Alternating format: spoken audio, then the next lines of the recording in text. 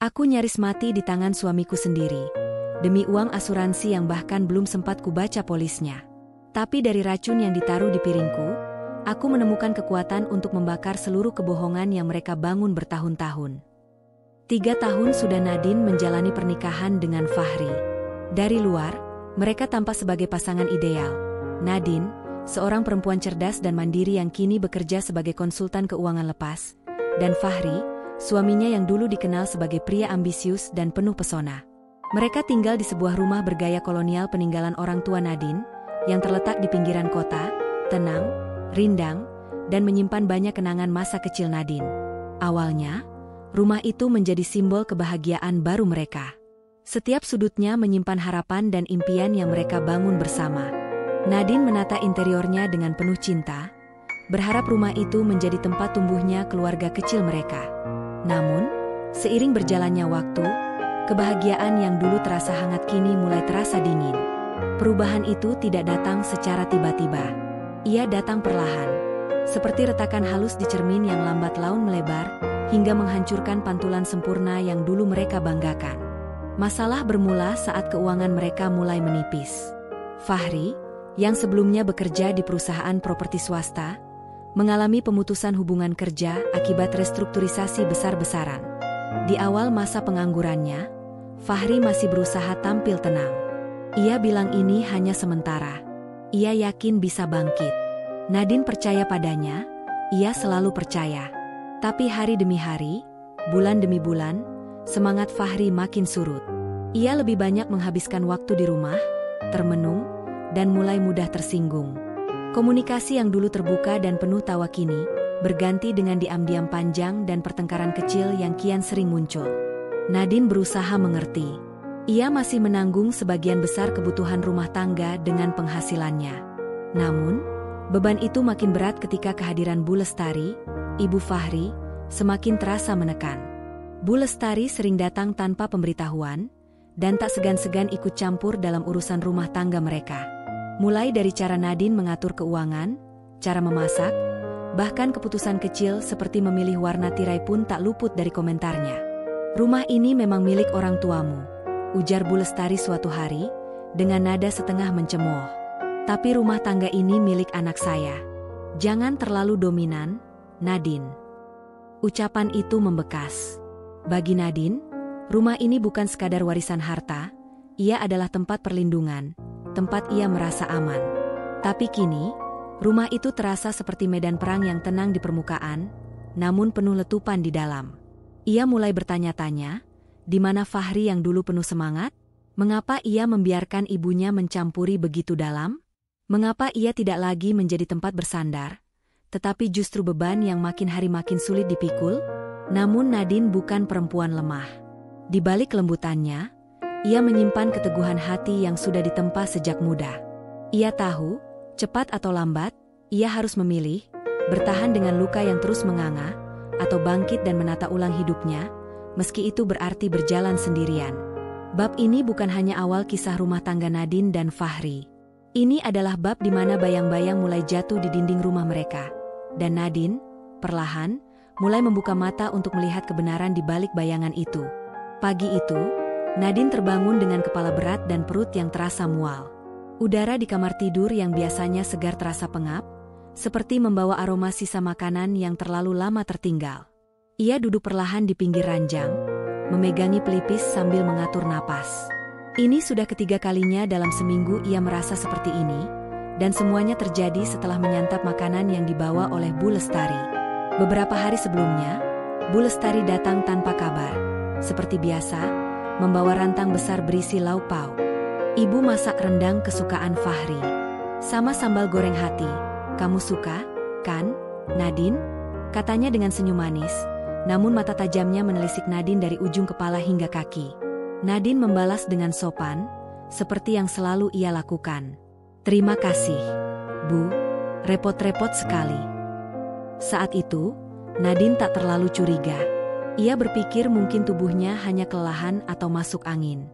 Tapi rasa mual yang datang setelah makan makanan dari tangan mertuanya mulai terasa janggal. Terlebih, hanya Nadine yang merasakannya. Fahri justru makan dengan lahap dan tidak menunjukkan gejala apapun. Mungkin kamu terlalu banyak kerja. Komentar Fahri singkat saat Nadine menyebutkan rasa tidak enaknya. Atau lagi mau datang bulan? Siapa tahu. Nadine diam. Ia ingin percaya, tapi ada sesuatu yang mengganjal. Naluri yang sejak lama terasah membuatnya mulai memperhatikan detail. Sejak awal, hubungan Nadine dan Bu Lestari tak pernah benar-benar dekat. Di balik senyum dan tutur katanya yang lembut, Nadine kerap menangkap nada sinis tersembunyi. Seolah apapun yang Nadine lakukan selalu tidak cukup baik di mata mertuanya. Tapi Nadine selalu memilih untuk menahan diri. Ia menghormati Bu Lestari sebagai ibu dari suaminya. Ia tidak ingin menjadi penyulut konflik dalam keluarga. Namun, kali ini berbeda. Nadine mulai merasa tidak aman di rumahnya sendiri. Ia mencoba mencari tahu secara diam-diam. Ia menyimpan sebagian kecil makanan sisa dari rantang Bu Lestari, lalu menitipkannya ke temannya yang bekerja di laboratorium pangan. "Tolong periksa, aku cuma mau tahu, apakah ada bahan yang tidak seharusnya?" kata Nadine dengan nada hati-hati, takut terdengar seperti menuduh. Selama menunggu hasil pemeriksaan, Nadine makin sering memperhatikan pola-pola kecil yang sebelumnya ia abaikan. Ia melihat bagaimana Bu Lestari kerap memperhatikan setiap suapan yang Nadine makan. Kadang, jika Nadine tidak menyentuh makanan dari rantang, Bu Lestari akan bertanya dengan suara manis, "Kok nggak dimakan, sayang? Takut basi? Ibu masaknya baru kok tadi pagi." Ada semacam dorongan halus, hampir seperti tekanan tersembunyi, agar Nadine mengonsumsi masakan itu. Di sisi lain, Fahri semakin menjauh. Ia makin sering mengurung diri di kamar kerja, sibuk entah dengan apa. Setiap kali Nadine mencoba berbicara tentang kondisi fisiknya yang memburuk, Fahri menganggapnya berlebihan. "Kamu terlalu sensitif. Ibu cuma ingin membantu. Kamu pikir ibu punya niat buruk?"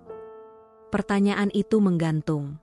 Nadine tidak langsung menjawab, tapi di dalam hatinya, benih-benih kecurigaan tumbuh liar. Ia bukan perempuan paranoid, tapi terlalu banyak kebetulan yang membuatnya tidak bisa hanya diam.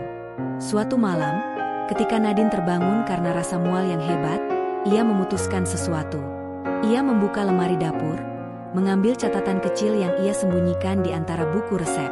Di sana ia tulis semua kejadian yang mencurigakan, tanggal, gejala, jenis makanan, dan siapa saja yang hadir saat itu.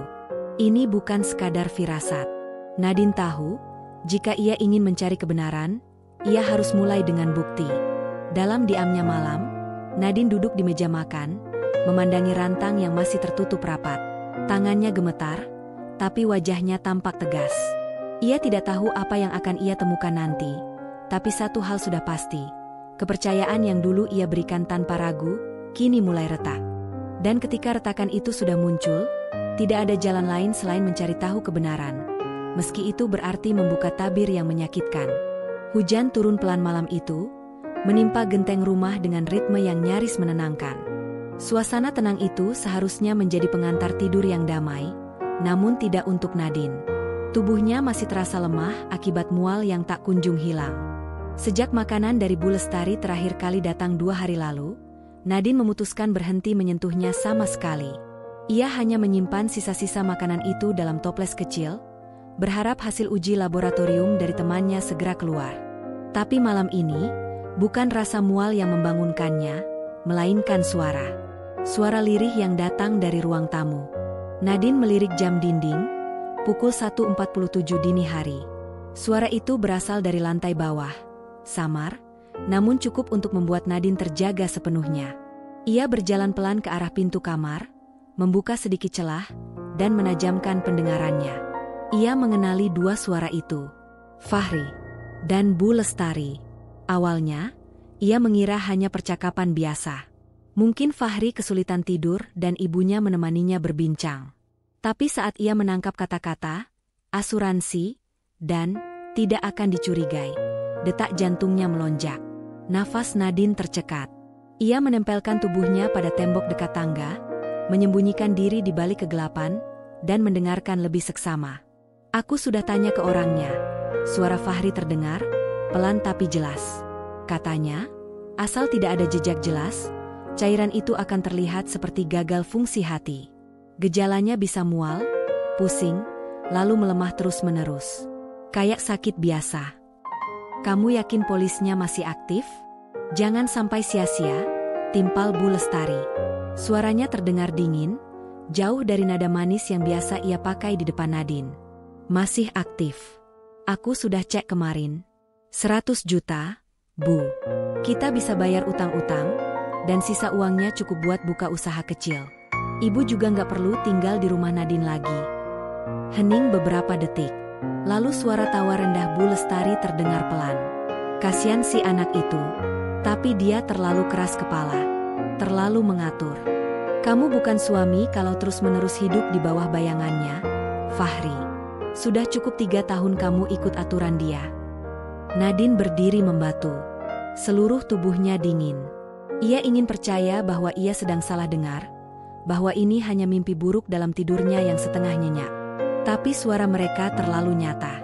Terlalu tajam untuk dibantah. Ia mundur perlahan ke dalam kamar, menutup pintu tanpa suara. Tangannya gemetar, dadanya sesak. Dunia tempat ia berdiri seakan runtuh dalam sekejap. Suaminya, orang yang dulu ia cintai dan percayai sepenuh hati, sedang merencanakan kematiannya. Bersama ibu kandungnya sendiri. Ia duduk di tepi ranjang, mencoba mengatur napas. Tangisnya ingin pecah, tapi ia tahan.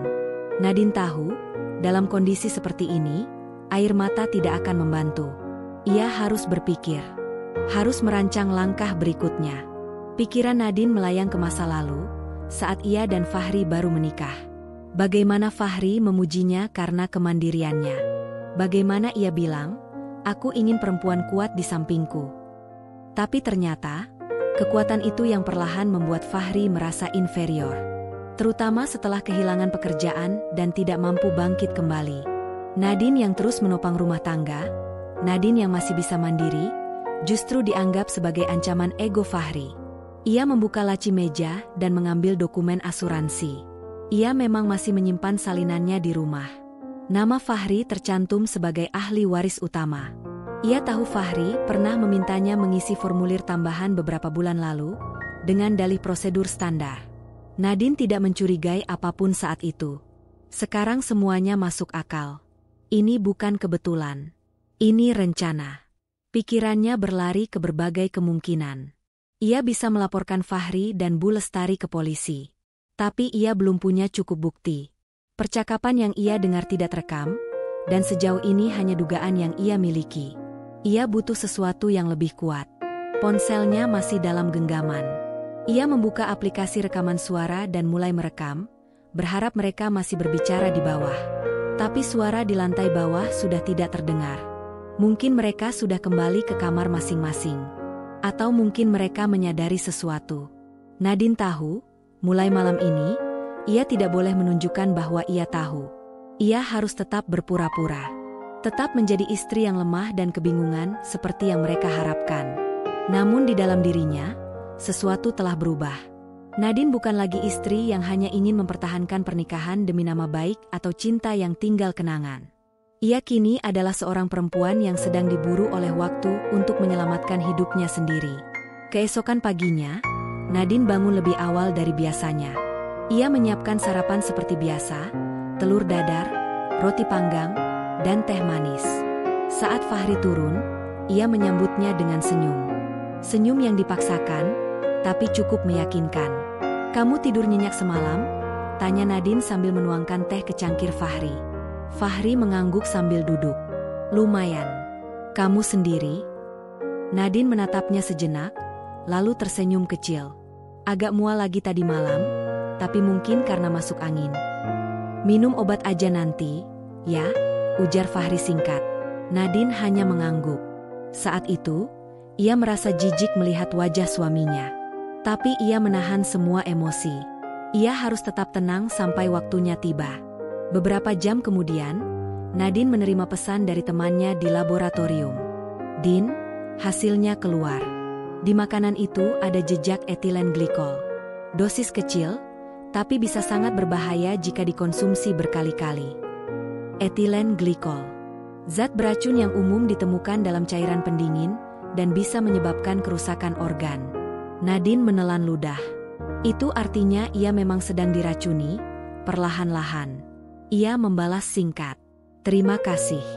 Aku akan kabari kamu lagi nanti.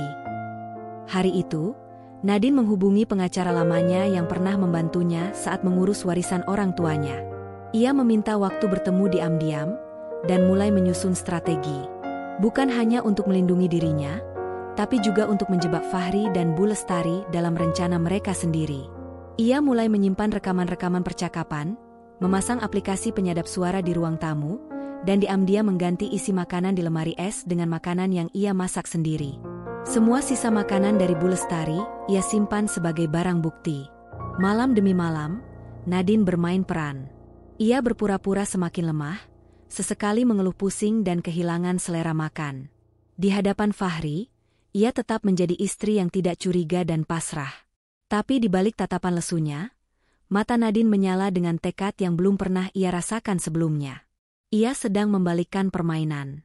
Dan kali ini, ia yang memegang kendali. Seminggu kemudian, Nadine duduk di kamar kerja dengan laptop terbuka. Ia menyalakan rekaman terbaru dari ruang tamu. Suara Bu Lestari terdengar jelas. Aku sudah titip cairannya lagi di rantang besok. Kali ini harus benar-benar habis dimakan, ya. Dia sudah mulai terlihat lemas. Suara Fahri menjawab cepat. Iya, aku akan pastikan. Minggu depan kita ajukan klaim. Aku sudah siapkan surat kematian sementara dari kenalan dokter. Nadine menutup laptop perlahan. Napasnya berat. Tapi tidak ada ketakutan lagi dalam dirinya. Hanya kemarahan yang diam. Terarah. Kini ia memiliki cukup bukti. Besok pagi, ia akan menyerahkan semuanya ke polisi dan pengacaranya. Ia sudah membuat salinan semua dokumen dan rekaman, dan menyimpannya di tempat aman. Ia bahkan sudah mengatur agar seorang wartawan investigasi menerima salinan cadangan, jika sesuatu terjadi padanya. Permainan sudah hampir selesai. Tapi bukan kematian yang menunggu di akhir, melainkan keadilan. Dan saat pagi menyapa rumah warisan itu lagi, Nadine tidak akan lagi menjadi istri yang dibayangi ketakutan. Ia akan menjadi saksi hidup dari kebenaran yang selama ini dikubur di balik senyum palsu dan makanan beracun. Nadine menatap pantulan wajahnya di cermin kamar mandi. Matanya tampak sayu, namun bukan karena kelelahan atau sakit, melainkan karena menahan emosi yang berkecamuk. Ia tahu apa yang akan terjadi malam ini. Fahri dan Bu Lestari telah menyusun rencana pembunuhan. Tapi kali ini, mereka tidak akan menjadi pelaku tak terlihat. Mereka akan terjebak dalam permainan mereka sendiri, permainan yang kini dikuasai Nadine. Selama beberapa hari terakhir, Nadine berakting sempurna. Ia berpura-pura semakin lemah, sering duduk di sofa dengan tatapan kosong, menolak makanan dengan alasan mual, atau memakannya sedikit lalu berpura-pura muntah. Ia sengaja membuat Fahri dan Bu Lestari percaya bahwa racun itu perlahan bekerja, dan saatnya mendekatkan momen kematian. Namun yang tidak mereka tahu, Nadine telah menukar isi rantang yang diberikan Bu Lestari. Ia bekerja sama diam-diam dengan temannya yang ahli farmasi, yang memberikannya cairan penenang alami dalam dosis tinggi.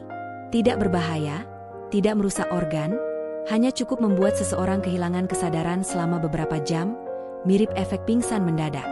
Ia menyimpan cairan itu dalam botol kecil, menggantikan cairan racun yang sebelumnya disiapkan mertuanya. Nadine tahu, risiko tetap ada. Tapi ia tak punya pilihan lain. Ia ingin menangkap Fahri dan ibunya basah kuyup, tertangkap tangan, bukan sekadar dibuktikan dengan rekaman. Malam itu tiba. Bu Lestari datang membawa rantang seperti biasa, dengan senyum yang terlalu lebar untuk disebut tulus. Ibu masak rawon. Kamu kan suka, ujarnya sambil meletakkan rantang di meja makan. Makan yang banyak ya, sayang, supaya cepat pulih. Nadine hanya mengangguk kecil. Ia tak banyak bicara. Ia sudah mengatur kamera kecil tersembunyi di rak buku ruang makan, mengarah langsung ke meja. Kamera itu tersambung ke laptopnya di kamar, dan juga ke drive penyimpanan daring milik temannya, untuk berjaga-jaga jika ada yang merusak bukti. Ketika malam benar-benar turun dan Fahri kembali dari luar rumah, entah benar-benar bekerja atau hanya mencari alasan untuk menjauh, Nadine menyiapkan meja makan. Ia menuang rawon ke mangkuk, menyendokkan nasi, dan duduk seperti biasanya. Tak ada yang berbeda dari luar. Tapi di dalam dirinya, darah mengalir cepat. Fahri duduk di seberangnya, memperhatikannya dengan seksama. "Kamu nggak terlalu kelihatan sehat malam ini," katanya datar. Nadine hanya mengangguk, lalu tersenyum lemah. "Tapi harus makan, biar nggak tambah parah." Ia mulai menyendokkan rawon ke mulutnya. Rasanya pahit, bukan karena bahan makanan, tapi karena ia tahu hidangan ini seharusnya menjadi jalan kematiannya. Ia menelan sedikit, cukup untuk membuat Fahri percaya, lalu diam. Beberapa menit kemudian, Nadine memegangi kepala, lalu dadanya, berpura-pura sesak napas. "Fahri," suaranya lirih. "Aku pusing." Lalu ia menjatuhkan sendok, dan tubuhnya rebah ke lantai dengan suara keras. Cukup keras untuk mengejutkan siapapun. Ia menutup matanya, mengatur napasnya sedemikian rupa agar terlihat seperti tidak bernapas. Beberapa detik hening. Lalu ia mendengar langkah panik Fahri. "Nadine? Sayang? Nadine?" Ada getaran panik di suara Fahri, tapi juga sesuatu yang lain, desakan. Seolah ia tahu ini yang mereka tunggu. Tak lama, suara pintu terbuka, dan langkah cepat Bu Lestari masuk ke ruang makan. "Sudah?" tanya suara itu tanpa ragu. "Iya, dia pingsan. Atau, aku nggak tahu, mungkin mati." Cek nadinya. "Cepat." Nadine merasakan sentuhan dingin di pergelangan tangannya. Tangan Fahri. Ia menahan diri agar tetap tak bergerak. Suara mereka berlanjut, nyaris berbisik, tapi cukup jelas untuk ditangkap oleh mikrofon kamera. "Kalau dia nggak sadar sampai pagi, kita bisa bilang dia kolaps karena gangguan liver. Udah lama dia muntah-muntah, kan? Polisnya kapan bisa dicairkan?" tanya Bu Lestari. "Seminggu setelah surat kematian keluar. Aku sudah urus surat dokter palsunya. Tinggal kita buat skenario." Nadine ingin membuka matanya saat itu juga. Ingin bangkit dan menampar keduanya. Tapi ia tahu, ia harus menunggu. Menunggu sampai mereka benar-benar percaya bahwa ia tidak akan bangun lagi. Fahri dan ibunya kemudian mengangkat tubuh Nadine ke sofa. Ia sengaja membiarkan tubuhnya lunglai, bernapas perlahan. Ia bisa mendengar suara gesekan plastik. Kemungkinan besar mereka sedang mengecek kantong-kantong makanan, mungkin mencari sisa racun yang bisa dibuang, atau mengamankan jejak. "Buang semua ini besok pagi," kata Fahri. "Biar bersih. Kalau sampai autopsi, enggak akan ada. Aku urus semuanya. Tenang aja, Bu." Lalu suara langkah kaki menjauh. Mereka meninggalkannya di ruang tamu, mengira semuanya sudah selesai. Nadine menunggu. Ia menghitung dalam hati. 5 menit. 10 menit. Ketika ia yakin tidak ada suara lagi, ia membuka matanya perlahan. Ruangan gelap, hanya disinari lampu dinding yang redup. Ia bergerak pelan, duduk, menahan gemetar di tangan dan kaki. Langkah pertamanya adalah memastikan kamera masih merekam. Ia membuka laptop dari meja kecil di sudut ruangan dan memeriksa sambungan. Semuanya terekam. Suara, gambar, setiap detik rencana mereka. Bukti lengkap. Langkah kedua, ia mengirim pesan ke temannya dengan satu kalimat. "Waktunya sekarang. Bawa polisi. Jangan bilang siapa-siapa." Ia menonaktifkan kamera lalu kembali berbaring di sofa. Kali ini benar-benar lelah. Tapi di balik lelah itu, ada rasa puas. Ini bukan tentang balas dendam. Ini tentang memperjuangkan hak untuk hidup. Tentang menunjukkan bahwa perempuan tidak selalu menjadi korban yang pasrah dalam diam. Beberapa puluh menit kemudian, terdengar ketukan keras di pintu utama. Disusul suara gaduh. Langkah kaki bergegas turun dari lantai atas. Suara Fahri, panik. "Ada apa, Pak?" Suaranya cemas. "Polisi. Kami mendapat laporan percobaan pembunuhan. Di mana istri Anda?" Nadine membuka matanya saat itu juga. Dan di depan Fahri yang terkejut setengah mati, ia duduk perlahan dan menatapnya lurus. "Di sini aku, Fahri," katanya tenang. "Masih hidup. Dan semua rencanamu sudah kuungkap." Fahri membeku. Wajahnya memucat. Suara polisi terdengar jelas. "Saudara Fahri dan Ibu Lestari, Anda kami minta ikut ke kantor polisi untuk dimintai keterangan. Kami punya bukti rekaman, hasil laboratorium, dan saksi." Ketika Fahri dan ibunya digiring keluar rumah, Nadine berdiri tegak. Malam itu, ia tidak hanya menyelamatkan hidupnya. Ia juga membuktikan bahwa kekuatan seorang istri tidak selalu berarti diam dan mengalah. Ada saatnya keteguhan berubah menjadi perlawanan. Dan malam ini, perlawanan itu menang.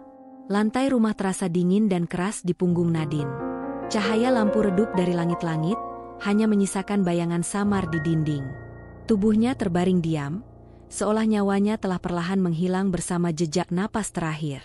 Tapi dalam diam itulah ia berjaga. Telinganya waspada menangkap setiap suara, setiap gerakan. Tadi ia hanya berniat membuat dirinya tampak pingsan. Namun yang terjadi melebihi dari skenario terburuk yang ia bayangkan. Bukannya panik atau memanggil ambulans, Fahri justru berjalan mondar-mandir di ruang makan dengan gelagat gugup namun tidak gentar. Bu Lestari berdiri beberapa meter dari tubuh Nadine, menatapnya tanpa ekspresi, seperti menatap boneka rusak yang tak lagi berguna. Dia nggak bergerak sama sekali, ujar Fahri sambil mencolek lengan Nadine dengan ujung sepatu. Beneran mati? Kalau belum pun, tinggal dibuat mati, kata Bu Lestari, datar, dingin. Nadine menahan napas. Kalimat itu seperti cambuk di dada. Bahkan dalam kepura-puraannya, hatinya berdetak lebih cepat. Tak percaya betapa jahatnya dua orang yang selama ini ia beri tempat dan kepercayaan. Kalau kita bawa ke rumah sakit dan ternyata dia belum mati, semuanya bisa kacau. Bisa diperiksa, bisa bangun, bisa cerita. Lanjut Bu Lestari. Lagi pula, racunnya dosisnya kecil. Kita nggak bisa tunggu terlalu lama. Lalu, tanya Fahri, suaranya bergetar. Kita harus apa? Ada jeda hening yang panjang. Lalu suara kain bergesek, langkah kaki berat. Nadine mendengar suara yang sangat jelas. Kain sarung bantal ditarik dari sofa. Suara resleting dibuka. Kemudian derap langkah mendekat.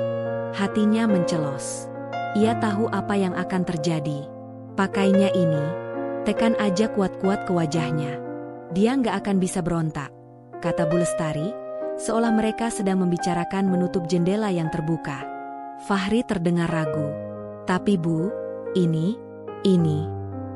Sudah terlalu jauh, Fahri, sergah Bu Lestari dengan suara pelan tapi tajam. Kamu sendiri yang mulai. Kita sudah meracuni dia berhari-hari. Kalau dia bangun dan cerita, kamu bisa masuk penjara bertahun-tahun. Aku juga. Tapi dia istri aku, Bu. Suara Fahri mulai retak. Dulu, ya. Tapi sekarang, dia itu beban. Kamu hidup di bawah kakinya terus. Sekarang kesempatan kamu buat bebas. 100 juta itu bisa jadi awal yang baru. Kamu bisa mulai bisnis sendiri. Kamu bisa hidup tanpa diatur-atur. Langkah kaki mendekat. Nafas Fahri terdengar di atas kepala Nadine. Ia merasakan bayangan menggelayut di atas wajahnya. Sesuatu yang berat. Mungkin bantal itu. Ia ingin bangun, ingin menjerit, ingin melawan, tapi ia menahan semuanya. Ini adalah detik-detik terakhir dari jebakan yang ia pasang sendiri. Ia tidak boleh gagal sekarang. Lalu, tekanan itu datang. Kain lembut menutupi wajahnya, lalu ditekan dengan kuat. Udara mulai berkurang. Dadanya sesak. Ini bukan pura-pura lagi, ini nyata. Fahri benar-benar menekankan bantal itu ke wajahnya. Ia hampir kehabisan napas ketika, stop. Pintu depan mendadak dibuka paksa. Teriakan lantang memecah malam. Langkah sepatu berat, beberapa pria masuk ke dalam. Cahaya senter menyilaukan mata Fahri, membuatnya terpental mundur. Bantal terlepas. Nadine terbatuk, terengah-engah, wajahnya basah oleh keringat dingin. Polisi, angkat tangan. Jangan bergerak, teriak salah satu petugas. Fahri berdiri kaku, wajahnya pucat seperti tak ada darah yang mengalir di tubuhnya. Bu Lestari membeku di tempat. Matanya menatap Nadine yang kini duduk di lantai, menggenggam dadanya sambil menatap mereka berdua dengan tatapan yang tak lagi bisa disebut lemah. Dia pura-pura, jerit Fahri. Dia menjebak kita. Saya tahu, kata Nadine pelan, tapi suaranya jelas. Aku sengaja, karena kalian ingin membunuhku. Polisi memborgol Fahri dan Bu Lestari, sementara para medis masuk memeriksa Nadine. Tapi ia menolak untuk dibawa ke rumah sakit. Aku masih bisa berdiri, katanya. Aku akan ikut ke kantor polisi. Aku ingin melihat mereka memberi keterangan. Dan aku akan bersaksi. Malam itu, di kantor polisi, Nadine duduk di ruang tunggu sambil memeluk jaket tipisnya. Dalam dirinya, luka emosional yang belum bisa ia uraikan dengan kata-kata menumpuk. Tapi di balik luka itu, ada kekuatan yang tumbuh. Ia baru saja lolos dari percobaan pembunuhan. Oleh suaminya sendiri. Oleh perempuan yang seharusnya memperlakukannya sebagai anak.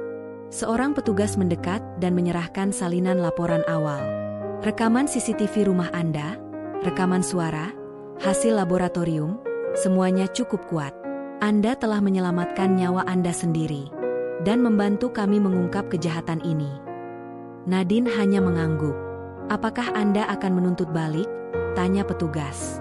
Ia menatap lurus ke depan. Tentu. Tapi bukan untuk balas dendam. Ini untuk mengakhiri kebohongan yang selama ini mereka lindungi. Aku ingin mereka menerima konsekuensi. Biar mereka tahu, perempuan juga bisa melawan. Petugas itu mengangguk dan pergi. Nadine memejamkan mata sejenak. Kepalanya masih pening, jantungnya belum sepenuhnya tenang. Tapi malam ini, ia tidak lagi takut. Ia tidak lagi sendiri. Ia telah menyusun rencana, menjalankannya, dan keluar hidup-hidup. Meski dikhianati, diperlakukan seperti objek, ia membuktikan satu hal. Dirinya lebih kuat dari yang mereka kira. Esok hari akan panjang. Akan ada sidang, akan ada pemberitaan, akan ada bisik-bisik. Tapi malam ini, Nadine mendapatkan kembali hidupnya. Dan mulai besok, ia akan membangunnya dari awal, tanpa satupun dari mereka. Sudah 2 bulan sejak malam mengerikan itu. Fahri dan Bu Lestari resmi ditahan. Persidangan sedang berlangsung. Rekaman kamera tersembunyi, hasil laboratorium dari makanan yang diracuni, dan pengakuan Nadine telah menjadi bukti utama. Banyak yang awalnya tidak percaya bahwa keluarga bisa sekejam itu. Tapi fakta-fakta tidak bisa dibantah. Namun, hidup Nadine tidak menjadi lebih tenang. Justru sebaliknya. Setiap malam, ia tidur dengan lampu menyala. Setiap suara langkah kaki di koridor rumah membuatnya terlonjak. Meski ia menang secara hukum, luka di dalam jiwanya tidak sembuh semudah itu. Yang lebih mengejutkan, sebuah nama mulai muncul di ruang sidang. Nama yang tidak pernah disebutkan oleh Fahri sebelumnya, Arvin. Siapa itu Arvin? Tanya pengacara Nadine saat mereka duduk bersama menyiapkan dokumen pembelaan. Tidak tahu, jawab Nadine. Saya belum pernah dengar nama itu sebelumnya. Kenapa? Dalam interogasi terpisah, Bu Lestari menyebut bahwa Fahri sebenarnya hanyalah bagian kecil dari rencana yang lebih besar. Bahwa ada seseorang bernama Arvin yang meminjamkan uang kepada mereka, dan sebagai jaminannya, adalah polis asuransi Anda. Nadine mengerutkan kening. Maksudnya, mereka berutang pada seseorang dan menjadikan kematian saya sebagai pembayaran. Pengacara itu mengangguk perlahan. Dari catatan transfer yang kami dapatkan dari kepolisian, Fahri menerima sejumlah uang tunai besar sekitar 3 bulan sebelum percobaan pembunuhan. Dan pengirimnya adalah rekening anonim yang ternyata terhubung ke jaringan investasi ilegal. Investasi ilegal? Ulang Nadine. Ya. Dan Arvin diduga pemimpinnya. Penegak hukum sudah lama mengincarnya, tapi tak pernah cukup bukti. Dan kini, lewat kasus Anda, namanya mulai muncul ke permukaan. Hari berikutnya, Nadine dikunjungi oleh seorang detektif dari unit kejahatan terorganisir. Pria itu tinggi, berwajah tajam, dan berbicara dengan nada tenang namun membawa beban berat. Bu Nadine, katanya pelan, saya harus memperingatkan Anda. Nama Anda mungkin akan masuk dalam radar kelompok Arvin. Mereka tahu Anda yang membuat Fahri dan ibunya tertangkap. Dan kalau benar Fahri berutang pada mereka, bisa saja mereka menganggap Anda masih menyimpan sesuatu, atau menyimpan ancaman bagi mereka. Ancaman? Saya bahkan tidak kenal mereka, kata Nadine, gelisah. Itu tidak penting bagi mereka. Yang penting adalah, Anda menyimpan kebenaran. Dan mereka tidak suka kebenaran. Malamnya, Nadine menerima pesan tak dikenal di ponselnya. Hanya 2 kata. Kamu selanjutnya. Tangannya gemetar. Tapi ini bukan seperti malam saat Fahri hendak membekapnya. Kali ini, musuhnya jauh lebih besar. Tak terlihat. Tak bisa ditebak. Keesokan paginya, pagar rumahnya dicoret dengan cat merah. Hidupmu tinggal waktu. Ia melapor ke polisi. Tapi bukti terlalu minim. Tidak ada CCTV yang cukup jelas. Tidak ada saksi. Polisi memberinya penjagaan, tapi ia tahu, itu hanya sementara. Kehidupan Nadine berubah drastis. Rumah warisan yang dulu tenang kini terasa seperti perangkap. Telepon sering berdering tapi saat diangkat, hanya suara napas berat dari seberang. Paket misterius muncul di depan pintu. Isi makanan basi, rambut, dan potongan koran yang dikumpulkan menjadi ancaman. Di tengah ketakutan itu, ia menemukan kekuatan baru. Ia menyadari, hanya ada dua pilihan, sembunyi atau melawan. Dan Nadine, seperti malam ketika ia memalsukan pingsan demi menyelamatkan dirinya, memilih yang kedua. Ia mulai menelusuri nama Arvin. Bukan sebagai korban, tapi sebagai pencari kebenaran. Ia menyewa penyelidik swasta. Ia mewawancarai mantan rekan Fahri diam-diam. Perlahan-lahan, benang merah mulai terungkap. Arvin bukan sekadar pemimpin investasi bodong. Ia adalah dalang dari sejumlah kasus, kecelakaan, misterius yang melibatkan polis asuransi besar. Korbannya kebanyakan perempuan, istri, tunangan, pacar, yang dijebak oleh pasangan mereka sendiri untuk kemudian mati alami atau dalam kecelakaan tragis. Nadine tersedak saat mendengar salah satu kisah serupa di kota lain. Seorang istri muda ditemukan meninggal di kamar mandi karena keracunan karbon monoksida. Suaminya mencairkan polis ratusan juta, dan beberapa bulan kemudian, menghilang bersama uang itu. Semua motifnya sama, uang. Semua pola pembunuhannya serupa. Dan semua pelakunya, entah sengaja atau tidak, berhubungan dengan jaringan Arvin. Dia harus dihentikan, bisik Nadine pada dirinya sendiri suatu malam, sambil menatap tembok ruang tamunya yang kini penuh catatan, foto, peta hubungan, dan bukti. Ia tidak lagi hanya korban. Ia kini pemburu. Konflik baru ini bukan lagi tentang cinta yang dikhianati, tapi tentang jaringan kejahatan terorganisir yang telah mengambil nyawa banyak perempuan tanpa suara. Dan Nadine, yang dulu hampir menjadi salah satunya, sekarang berdiri di garis depan. Dengan bukti yang terus dikumpulkan, dan keberanian yang ia tempa dari penderitaannya sendiri, Nadine bersiap untuk langkah selanjutnya, menyeret Arvin ke hadapan hukum. Tapi ia tahu, ini bukan akan mudah. Dan ia tahu, Arvin tahu namanya. Suara sepatu menghentak lantai koridor tahanan. Bunyi gemeretak kunci besi membuka sel. Nadine berdiri tegak di balik kaca pembatas, mengenakan blus putih dan celana panjang hitam, sederhana tapi elegan. Di seberang kaca, Fahri dan Bu Lestari digiring masuk oleh dua petugas. Wajah mereka berbeda dari yang Nadine ingat. Wajah Fahri kini tirus. Matanya cekung, sorot ketakutan jelas terpancar. Bu Lestari, yang dulu bersikap angkuh dan memandang Nadine rendah, kini tampak ringkih. Seolah semua kebencian yang pernah ia simai berubah menjadi debu dan penyesalan. Mereka duduk di kursi logam berhadap-hadapan dengan Nadine. Sebuah telepon tua menjadi satu-satunya penghubung suara di antara kaca tebal yang memisahkan mereka. Fahri yang pertama kali mengangkat gagang. Tangannya gemetar. "Nadine, sayang, aku minta maaf." Bu Lestari segera menyusul, suaranya parau. "Nadine, nak, Ibu hilaf. Semua ini salah Ibu. Tolong bantu kami. Kami nggak sanggup di sini." Nadine hanya menatap mereka. Datar, tenang. Tapi bukan dingin. Ada api kecil yang terpelihara dalam tatapan itu, bukan amarah yang meledak-ledak, tapi ketegasan yang dibangun dari rasa dikhianati. "Aku bukan, sayang MU, Fahri," katanya pelan, tapi tajam. "Dan aku bukan, nak MU, Bu Lestari. Jangan coba pakai kata-kata manis untuk menghapus apa yang kalian rencanakan terhadapku. Ibu hanya ingin menolong Fahri. Kami panik waktu uang menipis, waktu utang menumpuk. Arvin, dia menekan kami. Kami pikir cuma racun ringan, cuma buat sakit. Bukan buat beneran mati." Suara Bu Lestari mulai tercekat. "Bohong," potong Nadine, suaranya masih datar. Aku dengar sendiri kalian mau membekap aku dengan bantal. Fahri memejamkan mata, menunduk. Air mata mengalir di pipinya. Aku salah. Aku pengecut. Aku cuma terdesak. Tapi aku masih cinta kamu, Nadine. Demi Tuhan, aku masih cinta. Nadine tersenyum kecil. Pahit. Cinta? Kalau itu cinta, berarti aku lebih baik dibenci. Bu Lestari menyeka air matanya dengan ujung lengan baju tahanan yang sudah kusam.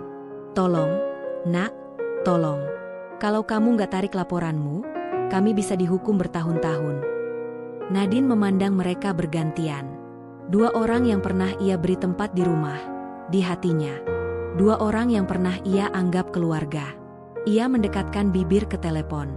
Kalian tahu, malam itu, aku sempat percaya, mungkin aku bisa mati. Tapi justru di detik itu aku sadar, hidupku lebih berharga dari semua kebusukan yang kalian bawa ke dalamnya. Ia menarik napas panjang. Dan karena itu, aku putuskan. Aku akan teruskan laporan ini. Sampai tuntas. Nah, Nadine, suara Fahri pecah. Jangan lakukan ini. Jangan pisah dari aku. Kita bisa mulai dari nol. Tapi Nadine menggeleng perlahan. Kamu sudah membunuh kita malam itu, Fahri.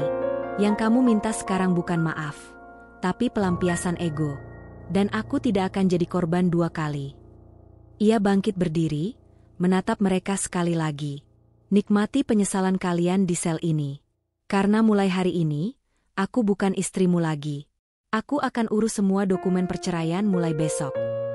Dan dengan langkah tegas, ia meninggalkan ruangan itu. Keesokan harinya, di pengadilan agama, Nadine menyerahkan berkas gugatan cerai. Para petugas di sana, yang sebagian mengenal wajahnya dari pemberitaan media, memperlakukannya dengan campuran simpati dan hormat. Ia tidak meminta belas kasihan.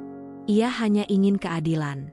Seorang hakim perempuan yang menangani perkara tersebut menerima dokumennya. Ini bukan kasus perceraian biasa, Bu Nadine. Tapi semua bukti mendukung Anda. Anda yakin ingin jalani proses ini sampai akhir. Aku lebih yakin dari apapun dalam hidupku. Sore harinya, Nadine kembali ke rumahnya, rumah warisan orang tuanya. Tempat itu pernah jadi sarang racun. Tapi sekarang, ia berniat memurnikannya kembali. Di ruang tengah, 2 koper besar sudah siap di depan pintu. Barang-barang milik Fahri dan ibunya yang belum diambil, kini resmi disingkirkan. Nadine memanggil jasa pembersih profesional untuk mensterilkan dapur. Ia memecahkan semua piring yang pernah disentuh oleh racun, lalu menggantinya dengan set baru. Di ruang tamu, ia duduk sendirian, memegang surat gugatan cerai yang telah ditandatangani.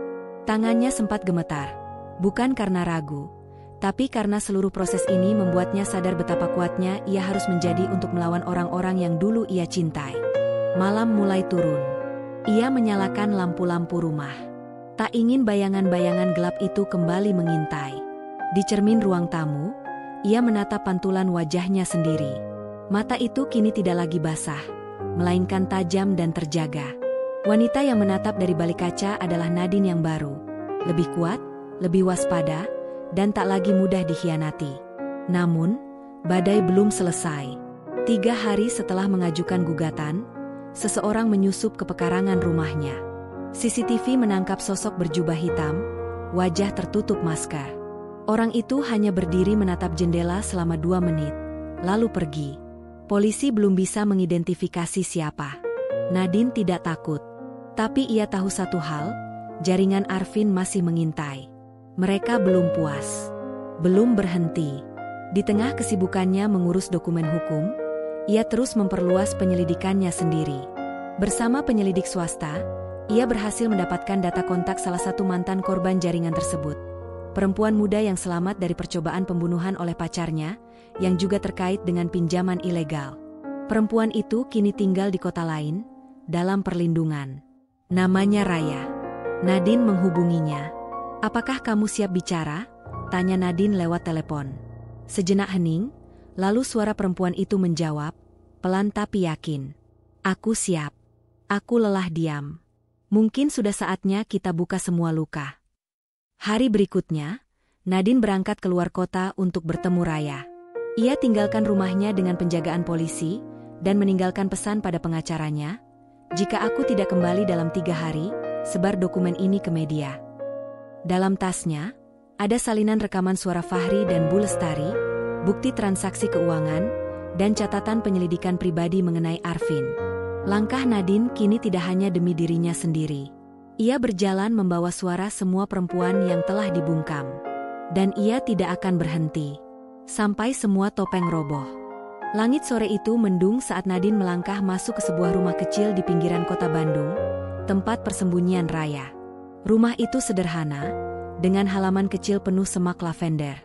Aroma wangi samar menyambutnya, kontras dengan ketegangan yang Nadine rasakan di dadanya. Raya membuka pintu dengan langkah hati-hati. Perempuan itu berusia akhir 20-an, wajahnya tirus dengan bekas luka samar di pipi kiri, sisa dari luka yang ia dapat saat hampir dibunuh oleh tunangannya yang berutang pada jaringan Arvin. Mereka duduk berhadapan.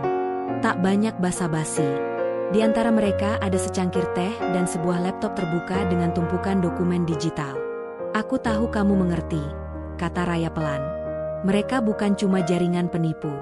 Mereka predator." Nadine mengangguk. Dan mereka berani karena para perempuan yang jadi korban terlalu takut atau tak sempat bicara. Tapi kita masih hidup. Dan suara kita cukup keras jika disatukan. Raya menatapnya, lalu membuka sebuah file. Di dalamnya, terdapat nama-nama perempuan lain yang pernah menghubungi Raya lewat forum anonim. Nama-nama korban. Beberapa telah hilang. Beberapa meninggal dalam kecelakaan mencurigakan. Dan sebagian lainnya masih menyembunyikan diri. "Semua ini, Arvin yang atur," kata Raya. "Dia merekrut pria-pria yang dalam tekanan utang, memberi mereka jalan keluar, bunuh pasanganmu, klaim asuransi, dan bagi hasil." Nadine mengepalkan tangannya. "Dan Fahri salah satunya. Kamu siap buka semuanya?" Nadine menarik napas dalam-dalam. Sudah terlalu jauh untuk mundur. 3 minggu kemudian, sebuah konferensi pers digelar secara terbuka. Nadine dan Raya tampil di hadapan publik dengan didampingi pengacara, LSM Perlindungan Perempuan, dan tim penyelidik independen. Dengan dokumen lengkap, rekaman, dan kesaksian, mereka mengungkap skema jaringan asuransi maut yang dipimpin oleh seorang pria bernama Arvin Santoso, mantan pengusaha yang pernah bangkrut dan membangun jaringan kriminal dari reruntuhan finansialnya. Berita itu meledak. Media nasional dan internasional menyorot kasus tersebut. Nama Nadine mendadak jadi ikon perjuangan perempuan korban kekerasan terselubung. Namun, efeknya lebih luas dari yang diperkirakan. Arvin menghilang. Polisi memburu, tapi ia lenyap seperti bayangan. Salah satu saksi mata mengaku melihatnya menyeberang ke luar negeri dengan paspor palsu. Namun tak ada yang bisa memastikan. 3 bulan berlalu. Nadine kembali menjalani hidupnya dengan tenang di rumah warisan yang kini terasa suci kembali. Ia membuka layanan konseling online gratis untuk perempuan dalam relasi berbahaya. Bersama Raya, ia mendirikan komunitas suara yang tak diam, tempat aman bagi para perempuan untuk bercerita dan saling menguatkan. Sementara Fahri dan Bu Lestari resmi dijatuhi hukuman 15 tahun penjara karena percobaan pembunuhan berencana. Di ruang sidang terakhir, Fahri sempat menatap Nadine, matanya kosong. Tapi Nadine hanya membalas dengan satu pandangan penuh luka yang telah sembuh. Ia tak lagi membenci, hanya tak mengizinkan dirinya disakiti lagi. Namun, bayang-bayang Arvin masih ada. Beberapa malam, Nadine masih terbangun karena mimpi buruk. Namun setiap kali itu terjadi, ia akan menyalakan lampu, duduk di depan cermin, dan mengingatkan dirinya. "Aku selamat, dan aku tak akan pernah diam lagi." Suatu pagi, Nadine menerima sebuah paket tanpa nama. Di dalamnya hanya ada satu benda, sebuah rekaman suara di flash disk. Dengan tangan gemetar, ia memutarnya. Suara pria asing terdengar. "Kamu kuat, Nadine. Tapi semua yang kuat pasti punya titik rapuh. Jangan berpikir ini akhir. Aku selalu di dekatmu." Nadine memejamkan mata. Ia tahu suara itu. Arvin belum selesai. Tapi Nadine tersenyum kecil. Bukan karena takut, tapi karena ia tahu pertarungan belum usai. Tapi kali ini, ia tak lagi sendiri. Dan ia tak akan pernah takut lagi. Setahun kemudian, di sebuah gedung komunitas di Jakarta, Nadine berdiri di atas panggung sederhana. Dulu aku pikir kekuatan itu berarti melawan sendirian, katanya kepada puluhan perempuan yang hadir. Tapi aku salah. Kekuatan itu adalah saat kita saling genggam, saling dukung, dan berkata, "Aku tahu rasanya. Dan aku akan berdiri bersamamu." Tepuk tangan bergemuruh. Dan di sudut ruangan, Raya berdiri, senyum di wajahnya, air mata di mata. Dalam kerumunan itu, tidak ada pelaku, tidak ada ketakutan. Hanya perempuan-perempuan yang selamat dan bangkit. Waktu berlalu tanpa suara gemuruh. Hari-hari terasa lebih lambat namun pasti.